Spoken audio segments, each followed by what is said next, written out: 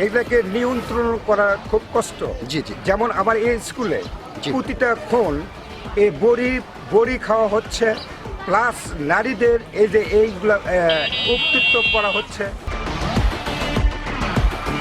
কোনো সমস্যা নাই, স্টুডেন্ট আছে, সমস্যা নাই। ভাই আমার জিজ্ঞাসা করার মতো কিছু আছে কি বলতে পারে? আসসালামু আলাইকুম। ওয়ালাইকুম আসসালাম ওয়া রাহমাতুল্লাহি ওয়া বারাকাতুহু।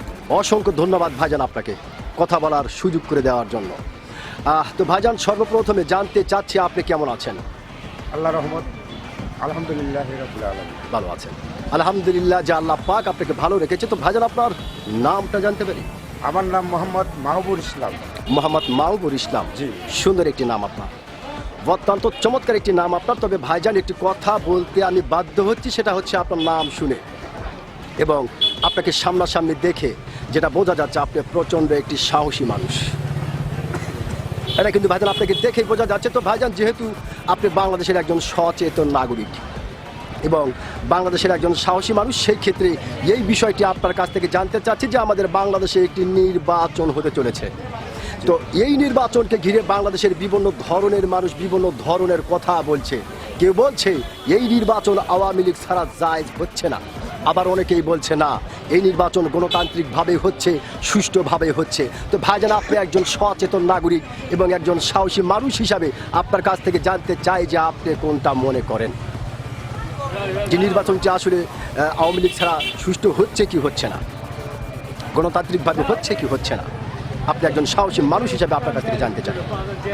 নির্বাচন শব্দের অর্থ তো সবাই মিলেই করা। জি তো সবাই মিলে করলে সবচেয়ে ভালো হতো।